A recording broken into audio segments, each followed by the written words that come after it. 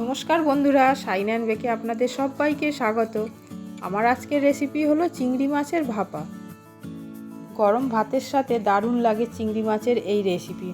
তাহলে শুরু করা যাক আজকের রেসিপি।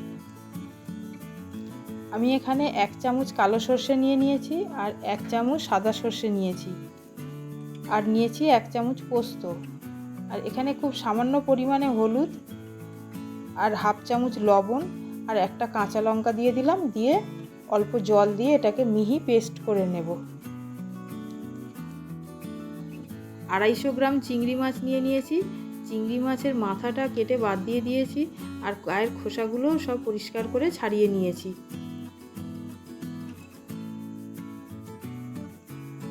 এবার সর্ষের পেস্টটাকে এর মধ্যে দিয়ে দিলাম, দিয়ে মিক্সিং জারে অল্প জল দিয়ে সেটাও এর মধ্যে দিয়ে দিলাম।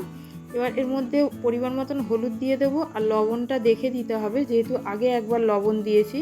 দিয়ে এইভাবে ভালো করে মাখিয়ে নিতে হবে।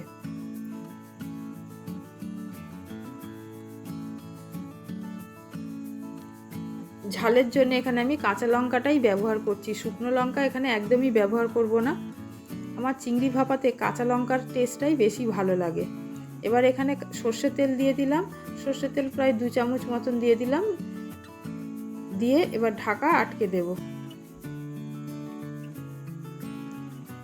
আগের থেকেই কড়া বসিয়ে জলটাকে ভালো করে ফুটিয়ে নিয়েছি। নিয়ে এর মধ্যে টিফিন বাটিটা বসিয়ে দিলাম, দিয়ে একটা ঢাকা দিয়ে দেব। দিয়ে এবার গ্যাসের ফ্লেমটা মিডিয়াম করে দেব। মিডিয়াম ফ্লেমে 10 মিনিট রান্না করে নেব। 10 মিনিট পরে গ্যাস বন্ধ করে দিয়েছি। দিয়ে বাটিটা কড়ার থেকে নামিয়ে ঠান্ডা করে নিয়েছি। নিয়ে এবার ঢাকাটা খুলে দেখে নেব। খুব সুন্দরভাবে তৈরি হয়ে গেছে। দেখুন চিংড়ি মাছগুলো খুব সুন্দরভাবে সেদ্ধ হয়ে গেছে আর কালারটাও খুব ভালো এসছে। বন্ধুরা দেখুন কত সহজ পদ্ধতিতে আর কত কম সময়ের মধ্যে তৈরি হয়ে গেল চিংড়ি মাছের ভাপা রেসিপি।